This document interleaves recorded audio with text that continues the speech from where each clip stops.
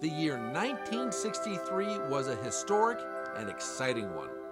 Martin Luther King shared his dream of equality with the nation, while President Kennedy reaffirmed American solidarity at the Berlin Wall.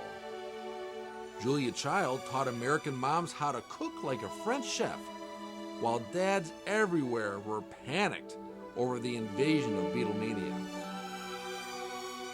1963 shared the invention of lava lamps, the smiley face, G.I. Joe, the Easy Bake Oven, hula hoops, and instant coffee. In the ensuing half century, many of these have all but vanished, or have been replaced, or if they're still around, they've not exactly aged well. But there is an exception. In the quiet orchards of Canoga Park, California, a small school of 3 teachers and 86 students opened in September of that year. It's celebrating its 50th anniversary and is showing no sign of slowing down. But what is it about those first 50 years? Why has the school aged so well? Will its story soon be lost to time? Oh sure, I suppose you could look at a yearbook, but honestly, who reads books anymore? To discover these stories and capture them for generations to come, we gave our microphone to some current Faith Baptist students. What's an encyclopedia?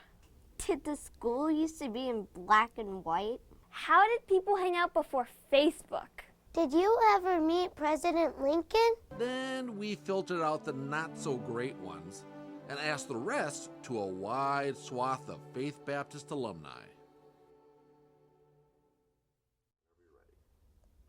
When you were in school, what teachers taught the best? High school, that would have to be Mr. Dave Fizz. He was the most patient, kind teacher ever. Well, I really struggled in geometry, and I remember those proofs, and I remember him, trying his hardest to make me understand. I know he was tired and he wanted to go home, and no matter what it was we wanted to talk about, he was always there to listen. My 10th grade speech class, Mrs. Rasmussen actually gave us this whole etiquette lesson, which went on for either a week or 2 weeks, I can't remember what. And I remember it was around the time we were in 10th grade, and a lot of girls were having their Sweet 16 birthday parties, and we were all being invited to each other's.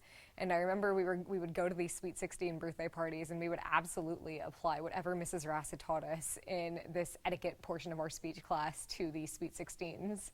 So you would see us not mingling with people for more than 3 minutes at a time, if that's the right amount of time, I don't remember now. You would see people using the right forks and things like that. It was very appropriate for the time frame in which we were all turning 16. So I don't know if I still use it, but I definitely used it then. I remember Miss Dexter from my AP GChem class, and she was teaching molecular conversions for chemistry. And the reason I remember it is because she really went out of her way to teach. We were a group of about 5 girls. She would actually have us come over to her house at 5 in the morning, or she would teach us at 7 p.m. So what I really remember about that is she really went out of her way to keep teaching us those conversions until she really felt like we understood it. I took health in 8th grade with Mrs. Packer. We did a chapter on drugs and drug abuse, and maybe it wasn't necessarily how she taught it, but she had all these pictures and slides of people with their veins, and it was just really gross. So I guess just the visual of what happens to people when they, abuse a certain drug or whatever, that really stuck in my mind. Not that I've ever been addicted to drugs, but if I ever thought about it, I would remember those pictures. What was the latest night you spent at Faith Baptist, and what were you doing? It was day camp, doing the overnighters, and I worked in the kitchen, so when we got back from Knott's Berry Farm and Disneyland, my friend Pam and I would end up being in the kitchen making about 100 sandwiches for the next day, and then sleeping in the storage cabinet. And I have to say that the storage cabinet did not have a finished floor, and things creeped in like snails. Oh, it was well after midnight because I was cleaning toilets. I was a janitor after high school. I worked with Valley Hammer and Corey Walker, so cleaned many toilets, many a classroom. My latest night here would have had to be those nights when the buildings here did not have carpet and they had linoleum floors. And once a year, the janitor crew had to strip all the wax off the linoleum with little tiny razor blades. And we were here till 4, 5, 6 in the morning, scraping the floors and then re-waxing the floors. And it was quite the challenge. Well, the latest night was when, in those days, we still had societies. We had 2 men's societies and 2 girls' societies. And mind you, I had just come to the school in 8th grade. I was pretty much a shy homeboy, and I came to the school, and they had initiation, as all societies and fraternities have. And so, still remember, we had to come to school at night, and it was dark, of course, and we went into one of the upstairs classrooms. I can still picture the classroom. It's one of the main classrooms here. And I think it was even the last one over by where the phone booth used to be, which you may not know what a phone booth is anymore, but in those days we had phone booth. And we had to actually strip down to our underwear, adjust our shorts, and it was a pitch dark room.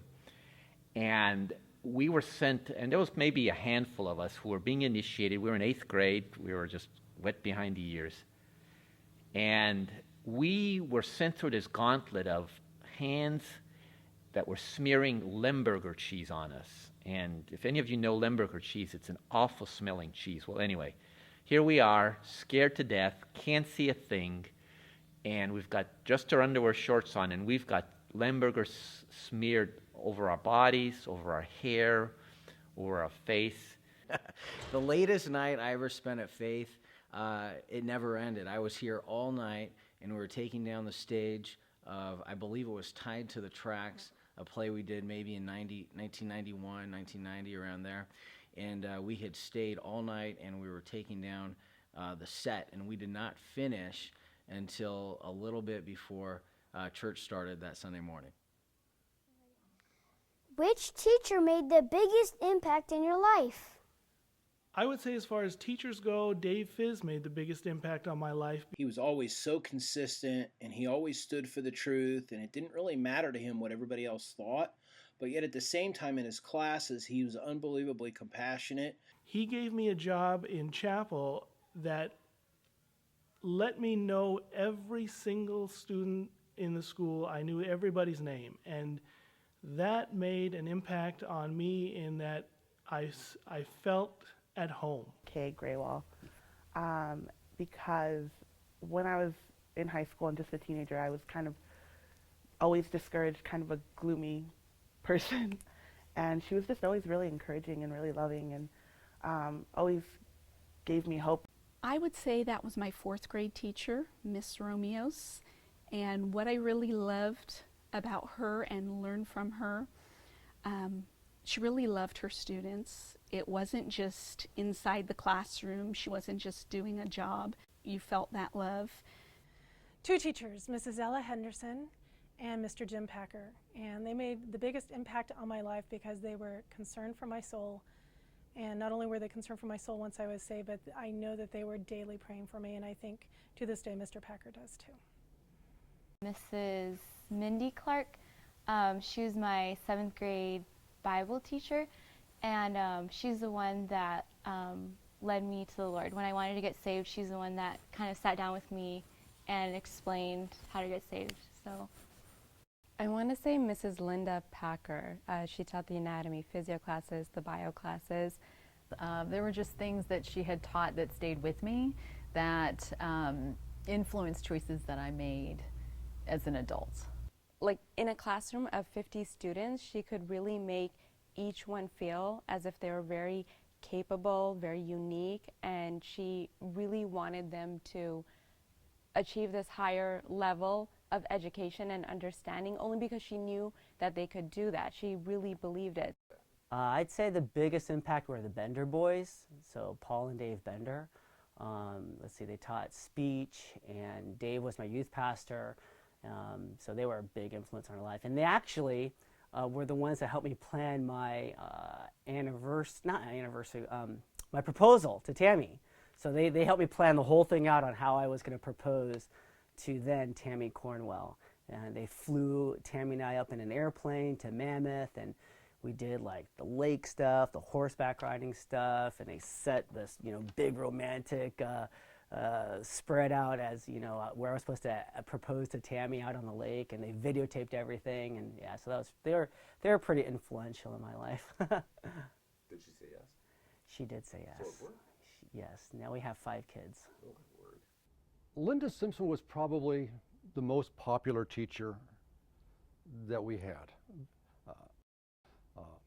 One time after a football game, we stopped at a Farrell's ice cream parlor, and Jerry Riddle ordered a trough. And one of the rewards for eating the entire trough was they would present you with a ribbon.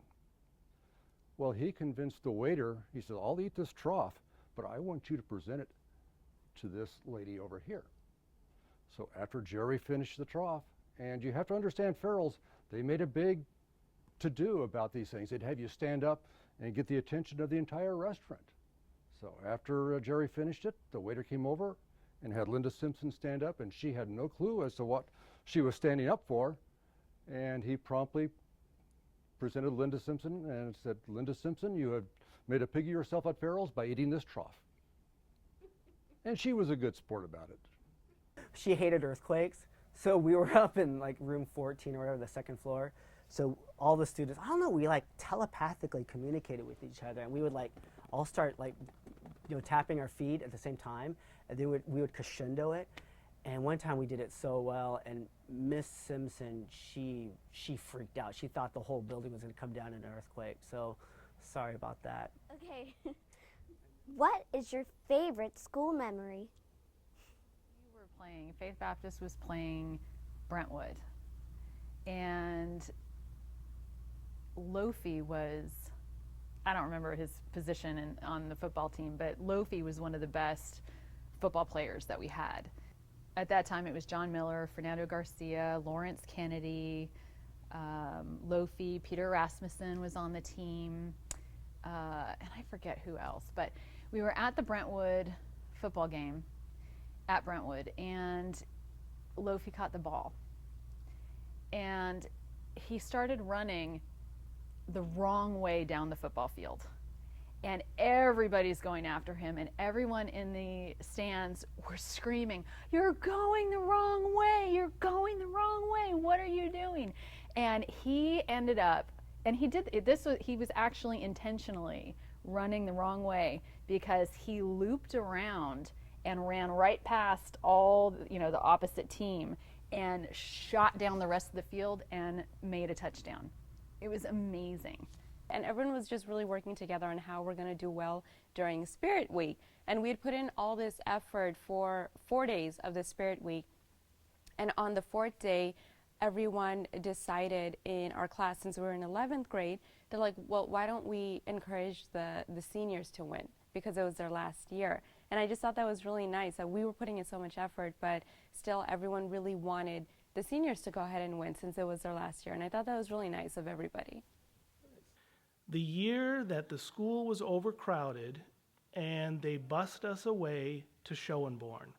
Now, Schoenborn Street is right across, it's on Roscoe and Topanga and Schoenborn is just north of Roscoe. And they bussed my class over there at 8 o'clock in the morning, and they didn't pick us up again except for lunchtime until 3:30 in the afternoon.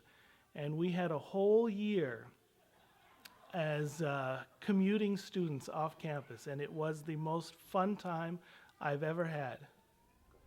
What was the patriotic program? Well, the patriotic program was basically Faith Baptist's answer to what was going on around the world as far as the anti-American, the anti-Vietnam War, and so forth. So it was directed by Mrs. Anderson. It was held every year in the spring in May.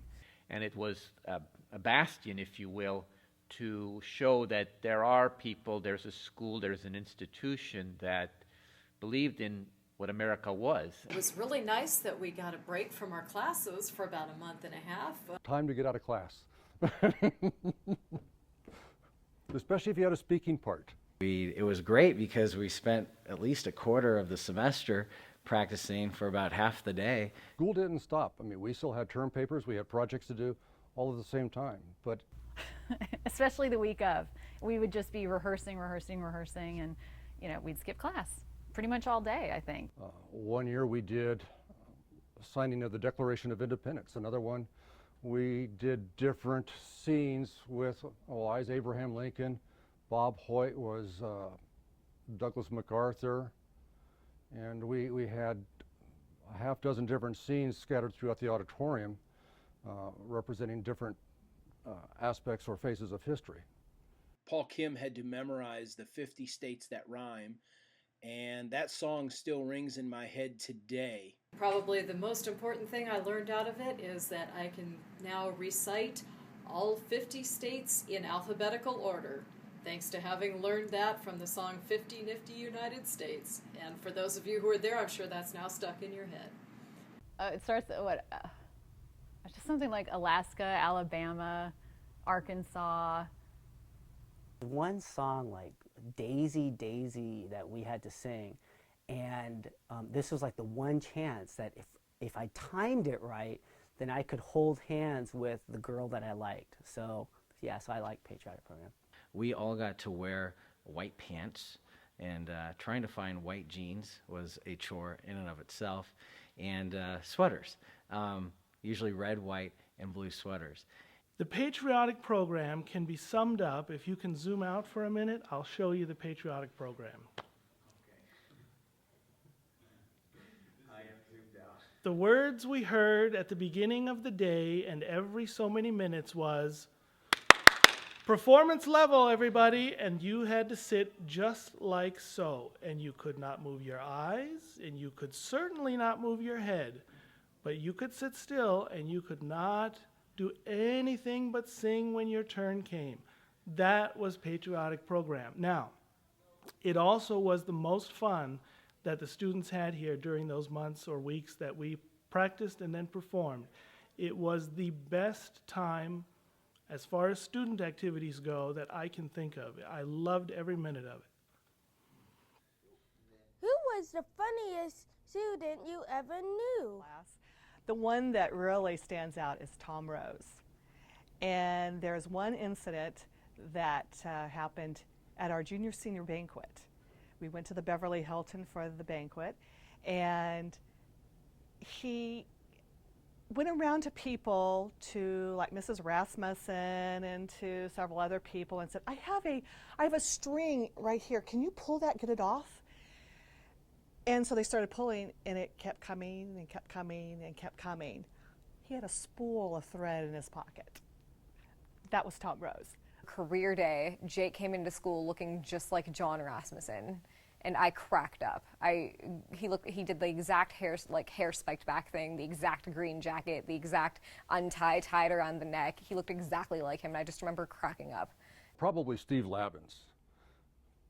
He wasn't intentionally funny. He wasn't like Debbie was talking about Tom Rose doing these practical jokes. It was just Steve and his mannerisms.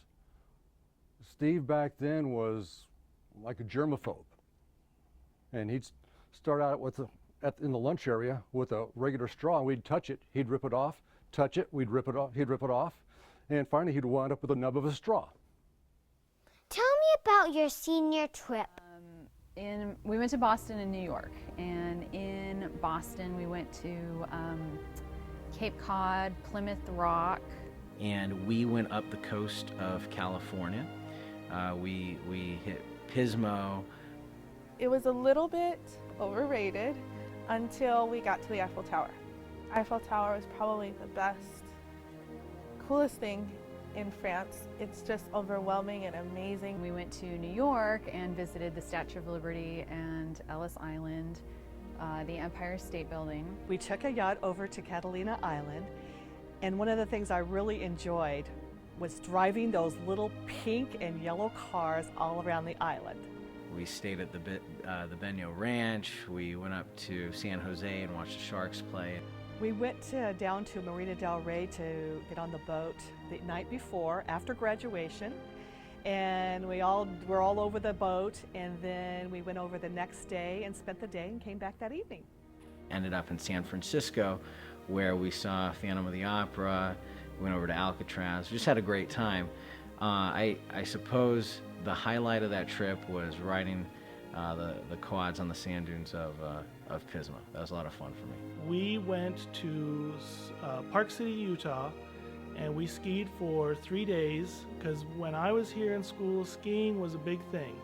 And we had a lot of skiing activities, and we decided we would ski for our senior trip.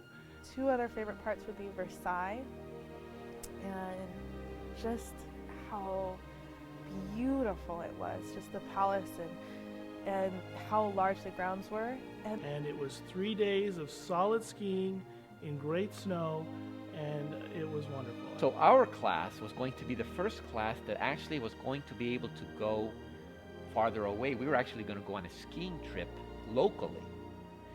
Well, circumstances didn't allow that to happen, and so we ended up going to Santa Monica Beach, which was kind of a letdown. If you were to go back to your freshman year of high school, what would you tell yourself? I didn't. So I think if I were to go back and tell myself one thing, it would be just put in the effort for the next 4 years. Honestly, nothing else matters because then the rest of your life will fall into place. To persevere and not to settle for less than my best. Relish or enjoy my friends and the teachers more, because once I graduated, we all went our separate ways, and I missed that time with them. So I would have tried to enjoy that more, maybe take more pictures, spend more time with the people that I was with during those years. Serving others than being wrapped up in my own little world, and just the maturity that kind of comes with growing older of there's so much more to life than what you see in the moment. Enjoy. Enjoy it all. To just be in the moment, to enjoy everything and everyone, to build those relationships, and that you never pass this way again. No matter how bad it looks, you will look back and it will have been wonderful. Hang in there. And the reason I say that is because Faith Baptist has a lot of structure, and they do have a lot of rules, and they have a lot of guidelines. So when you're a little bit younger, I think it's sometimes difficult to either abide by those rules or to even understand their meaning at that time, and it feels like a lot. Life gets better after high school. High school is great, but it's so much easier outside. Years later and being grown up, when I talk with people from our class and we talk about these rules, we're actually very thankful for them. We actually really understand them, and we realize that, faith really instills a very good foundational system, a great value system, which within each one of those kiddos. So when you do leave from here, you still carry that with you, and it still guides you throughout the rest of your life. So I'm really thankful for that. So just hang in there. Yeah. Who was the big man on campus? The big man on campus back in 1987 was undoubtedly Gerald Thomas. That was probably because he was much taller and much more athletic than anybody else. Well, I think probably I would have to say Joe Bena was the big man on campus. He was good looking. He was a superb athlete. He excelled at so many sports. The girls' side, I would have to say Crystal Johnson. At that time, she married Joe, and she probably, to me, epitomized what Faith Baptist was. For the most part, everybody treated everybody as equals. There was nobody who was better than everybody else, and I liked that a lot. Well, it had to be an 8th grade year. Ralph Grayval. Ralph Grayval in 8th grade could grow a full beard. It was phenomenal. All the girls loved it, and all the guys were jealous of it. So it had to be Ralph. Was there a chapel speaker that changed your life? My life. I'll never forget Tom Maharis. Tom Maharis was a visiting speaker from New York one time, and he really captured my attention. But the message that I remember spoke to Christians and said, if you're a Christian and you're not being persecuted in some way, you need to rethink that. Are you really committed to Christ? And that really, really moved me and changed the way I viewed my Christian walk. Learning to be bold as a Christian, bold for the Lord Jesus Christ in my life. I remember my senior year, in December of my senior year, we'd had several speakers, and it came to the point where they just had students get up and give testimonies. And during this time of giving testimonies, that's when Christ drew me to himself, and that's when I got saved and I came to know the Lord as my personal Savior. And I believe it was December 7th, 1994. And, you know, those testimonies just really spoke to my heart, and the Lord just drew me to himself, and I was just very thankful for that particular chapel service. Kenny Baldwin. It was just the way he said everything. I remember the first time he came to speak, and we were actually in the auditorium. It was junior high and high school, and probably about the whole student body was at the altar praying. I don't remember what he spoke about. I just remember being amazed at the power he had when he spoke. The first chapel message I ever heard when I was a new student here made me realize that salvation was not in my life, and it was something I needed to address. Now, it took me many years to make that right, but I knew from the beginning that it needed to be done. And if I hadn't been here, that never would have happened. He was an evangelist, Greg Locke, I think, and he preached somewhere in James. I think the verse was, he that knoweth to do good and doeth it not to him to sin. And maybe it wasn't so much the message, but that's when I realized that I had never asked Jesus to, I had never gotten saved. And so that's when I decided that I needed to get saved, and it was just a really convicting message. I definitely remember Mr. Fizz. He spoke every Wednesday. But he was just so consistent in how he approached salvation and the subject of loving God. He also led the singing before chapel started. So I remember this. This was Mr. Fizz. Everybody remembers him conducting. Who was the toughest coach you ever had? Back then, we had basically one coach for all sports. Coach Davis coached football, baseball, basketball, and we even had a track team. We'd go through the classes and say, okay, we're going to go run track, and so everybody would go. Then my dad helped Coach Davis in baseball. So between the two of them, we had a real strong, fundamentally sound baseball team.